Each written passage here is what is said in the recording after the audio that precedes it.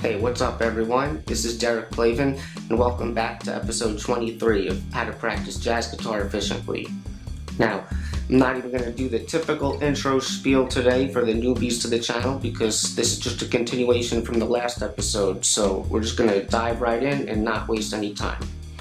So, we should all already be familiar with the basic gist of what this exercise is from the last episode, and if you haven't seen it yet, obviously it'd be a good idea to watch that one first. But all we're doing is we're starting with any chord progression, doesn't matter what it is, and you're going to improvise over that chord progression in time with a metronome or something, and it has to be in time like that, because if you're not doing that, then you're not doing the exercise properly. And you improvise while using the restrictions of only playing half notes and chord tones that relate to whatever the current harmony is that you're working through.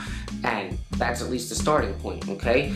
So today I'm really going to go more in depth on how exactly I practice this in a way where if you're consistent and you're serious about this, you could really get some great results out of this exercise, okay?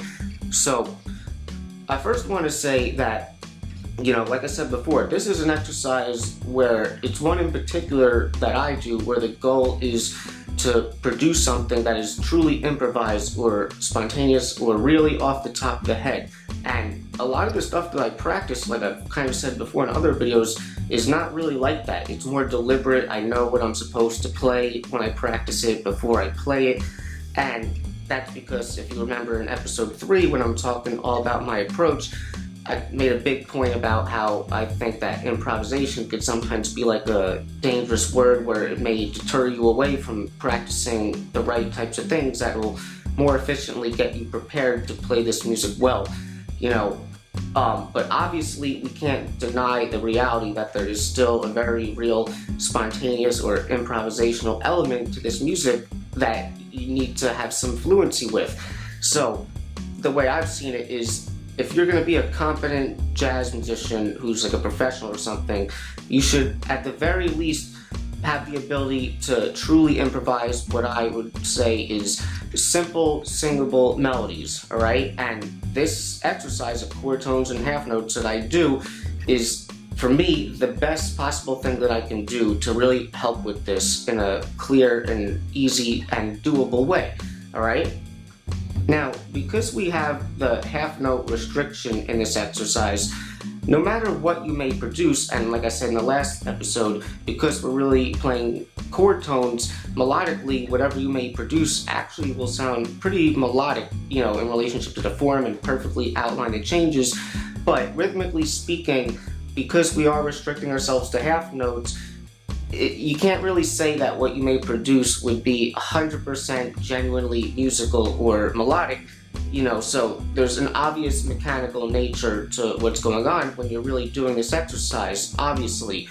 However, this really brings up an interesting point that I think is crucial to understand, and it's something that I'll definitely be saying again in future videos because it's important, especially for things like comping.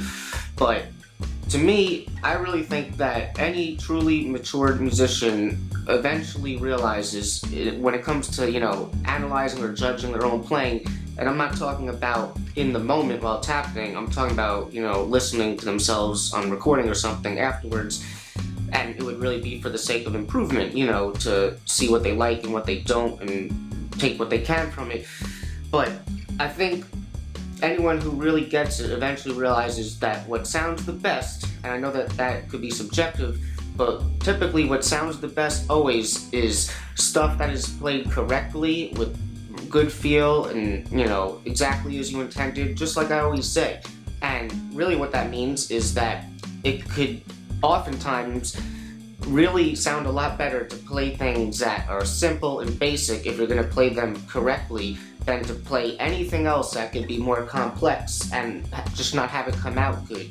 And I think any jazz musician who can really play would really always take that, meaning the person who's going to play something accurately over the person who's just going to mess everything up or try things. And you got to understand, in case you're thinking things like this, because there's levels to all this, and it's not like we're talking about someone like Herbie Hancock in Miles Davis's band in the 60s, where it's like Miles doesn't have to worry about Herbie like making stupid little mistakes on basic standards or something like that, because he's Herbie Hancock. So of course he wants him to like take it out there or like reach and, you know, go for things, because he's Herbie Hancock. So, you know what I mean? But we're trying to learn and, you know, get our basics together. So, you know, generally you want things to be accurate. And also, you know, I've seen this video on YouTube here before. I don't really remember what the video was, but it was with the great jazz piano player Fred Hirsch, and he was basically saying the same thing, where he was talking about what you could do if you're in situations where, you know, you feel like you're kind of losing it, or you can't get into the zone, and it's just not happening, and you're just kind of getting lost. It's like he says, the thing to do is kind of force yourself to play really simple, basic things that are obtainable, and you know that you're more likely to be able to pull off, and that'll start to kind of get you in that foundation of like playing things musically accurate and in time and all that, and then you can branch out from there. And like I keep saying, this exercise that we're going to go into now is, you know, really, I think, the perfect thing to develop this. Alright, so let's get into it now. So, in order to demonstrate this for you, I decided to choose the harmonic progression and form for the famous John Coltrane tune, Moment's Notice. And I'm sure a bunch of you guys know this tune, and if you don't, it'd probably be a good idea to listen to it first and become at least a little familiar with it. And that's mainly because when I demonstrate this for you today, the whole point of doing this exercise is that when you get it correct, you know, a listener should be able to hear the entire sound of the form, meaning the harmonic progression as well as the time, without really any support at all. And I'm doing this with the metronome because I'm working on the rhythmic or the time aspect of this, so you want to do it with a metronome, but definitely won't be any chords or bass lines or anything like that. Alright, so some of the reasons why I picked this tune are because, you know, first of all, I like this tune, and it's got a lot of chord changes at a fast tempo, so that's usually a good scenario for something that you would maybe want to practice, or at least develop up to that point. And a lot of those changes consist of things like chromatic 2/5s being done in almost like a sidestepping sort of fashion, and it's got a couple of true key modulations as well as some basic diatonic harmony as well. And you don't need to know what any of that stuff means right now in order to do this exercise properly, but the way you'll become more familiar with, you know, what I'm really talking about there and things like that is just through studying more and more tunes, and the more that you do, the more you'll start to become familiar with these sort of common harmonic movements and devices that people may incorporate into their compositions, or at least the chord progression or harmonic component of it. Alright, so first I want to say something when it comes to practicing things that I tend to say a lot sometimes, because this can really apply to practicing almost anything, and I say this sort of thing even to beginner guitar students when they practice their very first things, especially if it involves playing in time with the metronome. And I'm sure you've heard this in one way or another before, but all I want to say is that if you really want to practice something efficiently and truly develop it to a point that you really would like it to be at in terms of accuracy, you know, it being clean, consistency, and it being at the proper tempo and all that. If you really want to get to that point as fast as you can, then you really want to start from a place of extreme comfort. And what I'm really talking about is the tempo. And you want the tempo as a starting point to be so slow that it feels extremely easy and doable for you. And I always say that that starting tempo should be, as I described, obnoxiously slow, so that your attitude towards it is basically, well, yeah, of course I could do it at that speed. Well, yeah, but you know, so that's how you want to think about it. And this is because when it comes to efficient progress, I think that the hardest part really is getting it down at this initial tempo. And when I say getting it down, what I really mean is getting confident enough with whatever you're practicing to a point where you pretty much can do it multiple times in a row and it'll be largely all correct, and you don't have to think about it that much because it's already starting to get into muscle memory. When you can already start to have it at that point at least, you're going to see that increasing the tempos at consistent rates, at least up to an initial tempo plateau, is pretty easy if you've done the proper work at this slow tempo, because it's essentially like in the hands or in the muscle memory at this point. So to speed it up, is essentially just like turning a volume knob up on that, if that makes sense. Alright? So if you don't start from a place of extreme ease and comfort, then you're never going to get into a truly confident mindset to begin with so that you can increase the tempo comfortably. Alright, so here's the thing. Whatever you may be practicing, the way I see it, there usually exists some sort of baseline minimal tempo where it's like, if you can't play the thing at that tempo, then you really probably should maybe back off for a second and just try to do this out of time first, alright? And this particular exercise here today, what we're really developing, like I've said, is a mental capacity, even more than a technical one. So it works the same way, but if you can't really do what I'm going to show you here at the bare minimum tempo that I'm going to start with, and it is pretty damn slow, you'll see, but if you can't do it, it's all good, because everyone here may be at different levels and you could still make progress with this. And what I would say is you would really want to turn this into more of a compositional exercise first, where instead of trying to improvise this, you would just compose something out over the form, and then you could go ahead and practice that in a similar fashion as I'm going to demonstrate. And also, I'm probably going to include some PDFs in this video that you could purchase in the store, as well as on Patreon it'll be, and it will probably be transcriptions of things that I'm going to play here. I haven't played them yet, but that's because they'll be accurate representations of what you could do over this if you feel like you need the help, alright? So that's what I would say if you can't do this at like a bare minimum tempo right now, okay? Okay, so as far as a baseline minimal tempo may go to start with, if you needed to, you know, keep in mind that when I usually practice this sort of thing, if I'm going to be doing it with a metronome, I'm usually doing it with the metronome only on beats 2 and 4 to begin with, and that's to, you know, simulate the swing feel like we've said in other videos. And we often practice things like this in a jazz context, and you could still start at really slow tempos with just the metronome on 2 and 4, but for the sake of really making it as slow as you may have to ensure that you're truly starting from a place of comfort, you know, if you really need to go that slow, it'll be easier to start with it on every quarter note, okay? So I never really go beneath 30 beats per minute the quarter note with anything, and if I can't do something that slow, then I'll do it out of time first, alright? So, like I said, we're going to be doing moment's notice, and just to start here, because it is extremely slow, I may just do the first 8 bars just for time's sake, but I'll be putting the changes up as I demonstrate all these things so you're able to kind of follow along and see what's happening. And because for now the metronome is going to be on every quarter note, that means that if I'm restricting myself to half notes, that means that every chord tone is going to get 2 clicks, alright? So check this out. I'm just going to abide by the restriction, 30 beats per minute. 1, 2, 3, 4.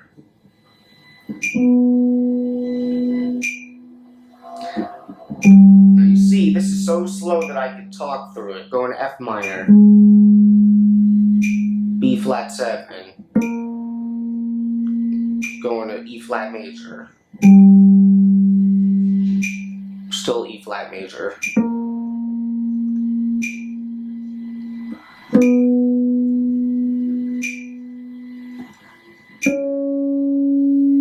going to D minor, G7, E flat major, minor, I'm sorry, A flat 7,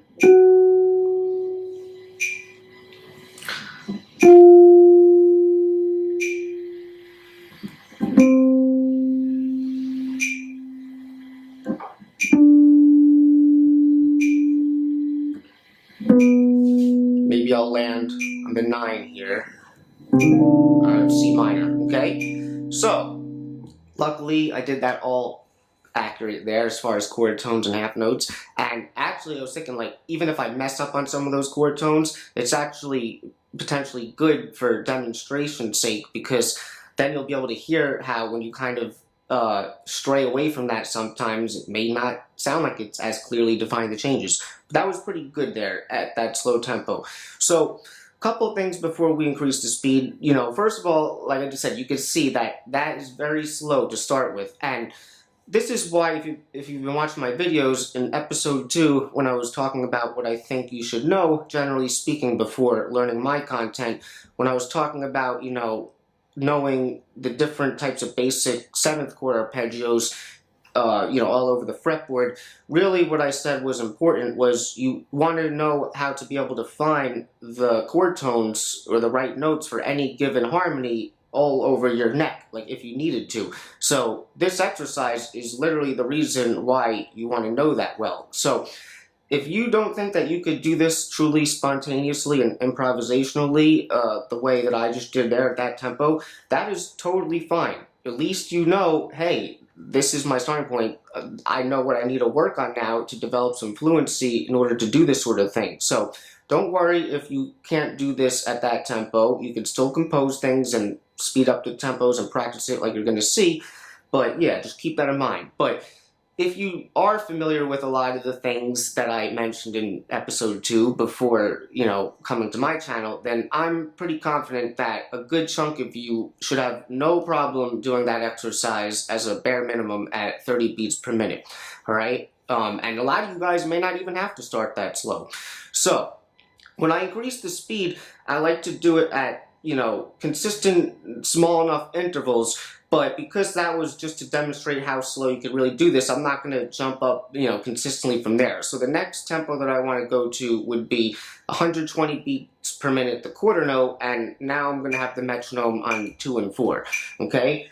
So it's going to be a lot faster than what I just played, but this is still actually a pretty slow tempo for this relatively, all right? So check it out.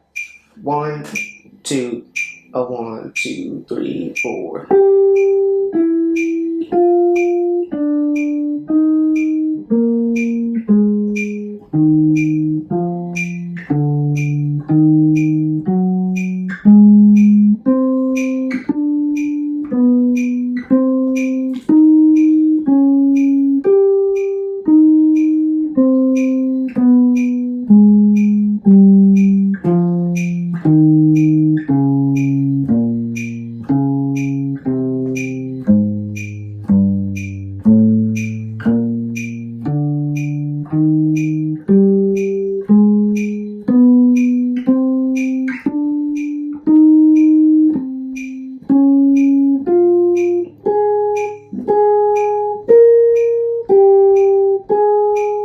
Flat 9.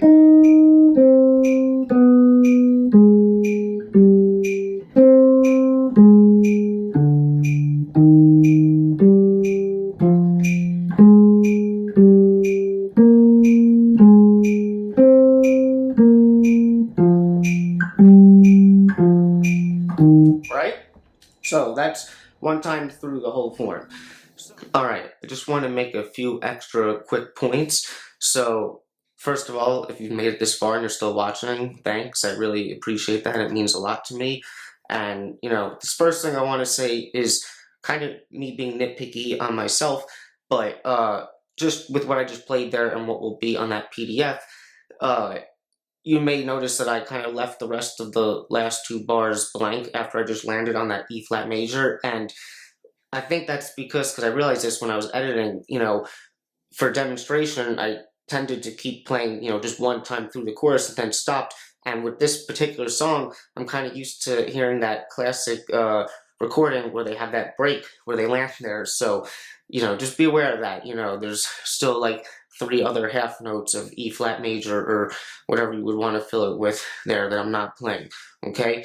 And also when I was, making the PDF for that, this is just a cool example of something that I'll probably say a lot in this channel, where it's like, once you know what to do, it's like the cool ideas will literally write themselves if you just do the work. And it's like one of the parts where the harmony was like in the first ending of the first half, where it's like the G minor, C7, A flat, to the G flat. So what I had in the melody, even though it was in this lower octave, was, right? But if you harmonize that, and those are all true chord tones except for the second one, this in relationship to C7 is like the 11. It still sounds good if you know what you're doing, and it's also the flat 7 of the G minor, but it's not that big of a deal. But if I harmonize all of those melody notes, if I put it up an octave with chords, I get something like this.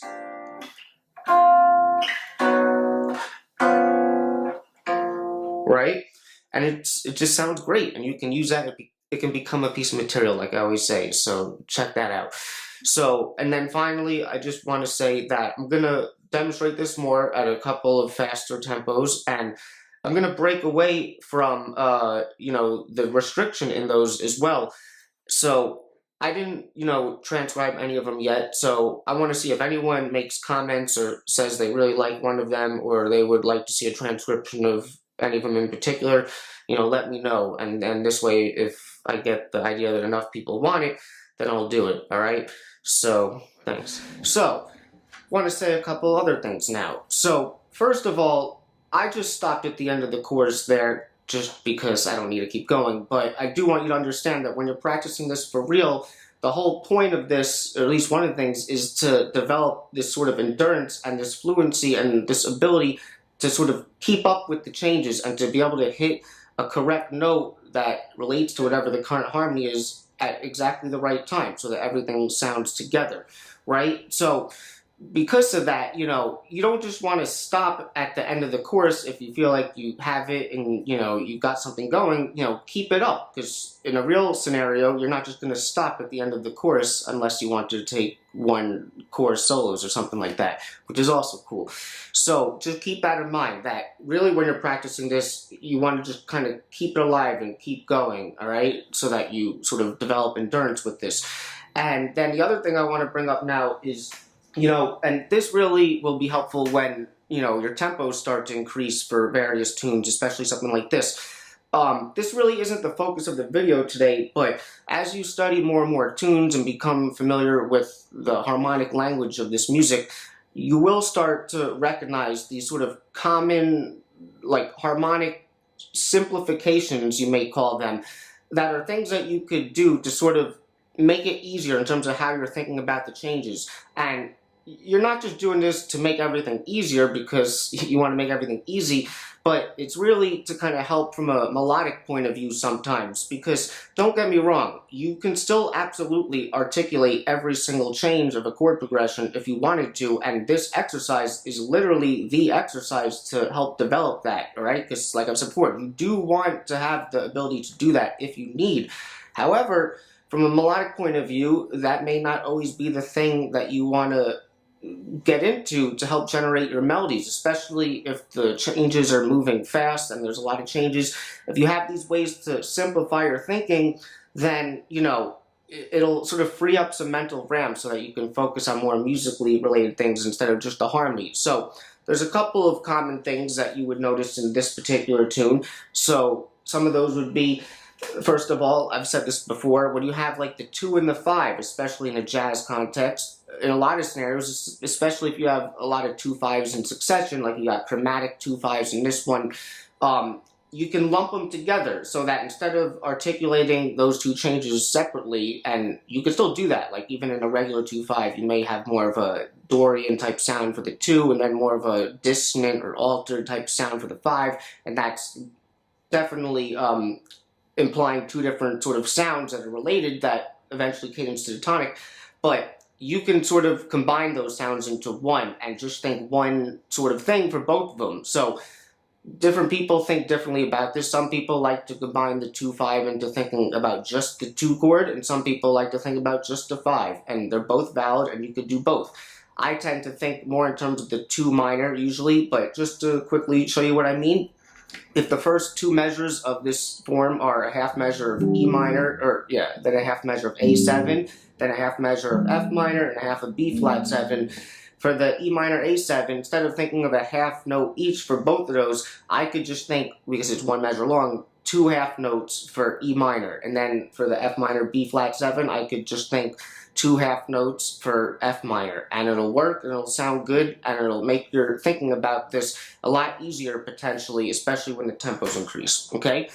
And then there's a few others. So the next one is another thing I've alluded to before, and that is when you have a minor 2 5, and in this case we have like the D minor 7 flat 5 to G7 leading to the C minor, right? And you have a half measure each of those. So When you have a minor 2-5, you can combine both those harmonies into just thinking the minor 4 that would relate to whatever the tonic is that 2-5 is approaching. So in this case, the 2-5 is approaching the C minor. So what is the minor 4 in that key? It would be F minor. So basically, instead of thinking, in this case, a half a measure of, or 1/2 note of D minor 7 flat 5, and then one of G7 or G7 flat 9, I could just think 2 half notes of F minor and then go to C minor, you know, and it works. And like I said, you don't have to do that. It is the same thing functionally, pretty much what's going on, but it's a slightly different variation on it because you're thinking more in terms of one harmony, but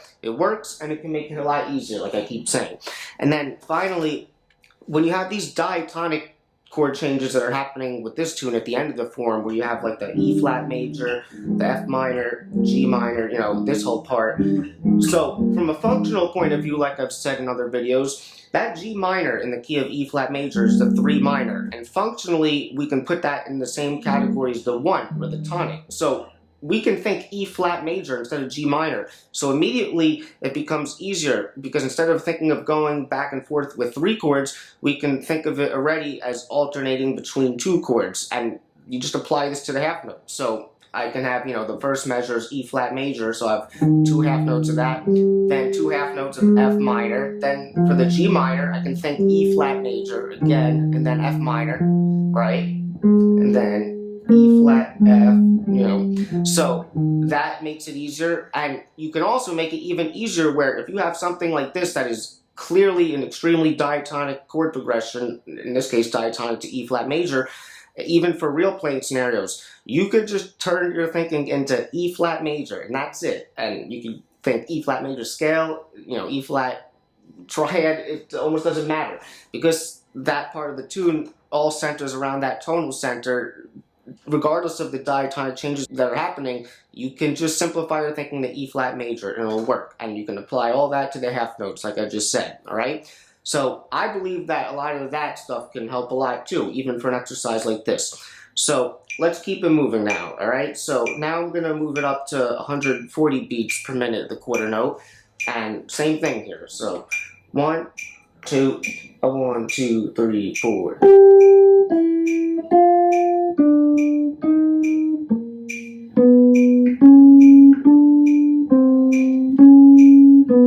Passing tone.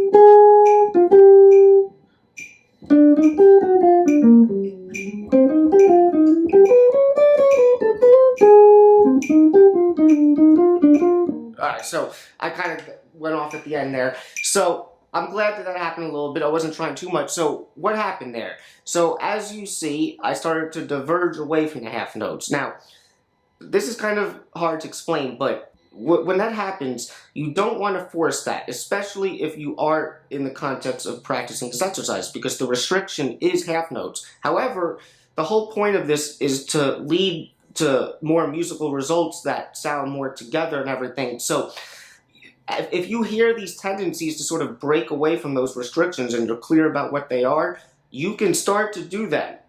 Usually as the tempos start to get faster. I would stick more to the restrictions at the slower initial tempos, but the thing is you don't want to force it, alright? Because once you start forcing it and starting to try to play things, that's when you're going to sort of lose your focus and maybe perhaps fall off of the foundation and it's not going to be solid anymore. And that stuff is natural. That stuff happens when you're playing, but especially within the context of the exercise, if you start to notice that you're falling off, that should tell you go back to half notes, get yourself settled again so that you get it together. Okay? So, I hope that you can kind of see how, you're able to break away from these things. Now, of course, if you don't have any language or you haven't been playing, it may be easier said than done, and that's why I said you don't want to force this stuff. The only thing that you want to do for now is just practice the exercise and make sure you can get it correct with at least the restrictions. But the more you do this type of stuff, the more, I promise you, you will start to hear these other musical ideas that are related to it. You may just start to syncopate those half notes to begin with and take it from there, right? Okay, so I'm only going to increase the speed here maybe 2 more times because the video is starting to take a long time. So now, maybe instead of using the metronome, I'll put on a drum loop, and I'm going to be using the app Drum Genius here, and if you haven't heard of it, I highly recommend it. It's free to download. The first 3 loops are free, I believe, and after that they're really cheap. And I'm not endorsed by them, but I highly, highly recommend this app as a practice tool. Okay, so this is just 1 loop. I'm going to be doing 160 BPM now, the quarter note. Same thing. Let's see how it goes. 1, 2, 1, 2, 3, 4.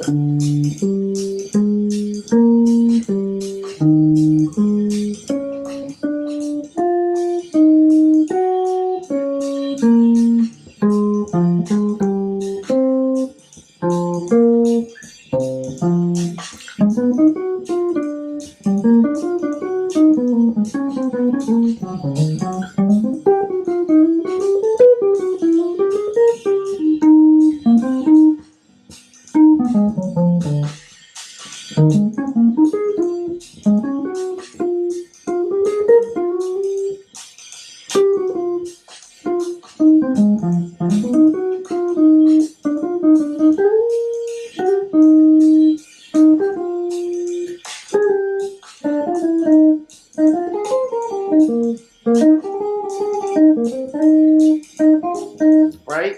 There's 1 chorus. Alright, so maybe I'll just do 1 more speed increase. Instead of going up 20, maybe I'll just not go too fast here, but maybe 220 or something like that, just so you can kind of hear it at a little bit faster of a tempo. And before that, just a few things to kind of close this out. So, like I said, when you're really doing this for real, you want to develop some consistency with this. And like I said, I still do this exercise to this day. I don't necessarily do it every day anymore, but I have, and if I thought I needed to, I would, because it was the consistency that gave me the results. And when you do this, like I said, be smart about how you're increasing the tempo. If you need to only go up 5 BPM at a time with something to start, do that, alright? You don't have to jump up 20, okay? And if it needs to be something that you do consistently to develop this skill set, that's what I would do. I would make it a consistent part of your routine. Now, I don't necessarily want to talk about where to put it in the routine or nothing yet, because we've barely learned anything yet in terms of what to practice, so I wouldn't worry about that. But now that you're aware of this exercise, you can start doing this, not just with this tune, but any tune or chord progression that you would like to just kind of get better and better at knowing how to hear and see these sort of common melodic pathways through changes, okay? So, I'm going to do this 1 more time for you, and we'll do, like I said, 220 beats per minute. Maybe I'll switch the drum loop here. Let's see. Okay, so this is 225. Alright, either way, let's just see how it goes, alright? 1, 2, 1, 2, 3, 4.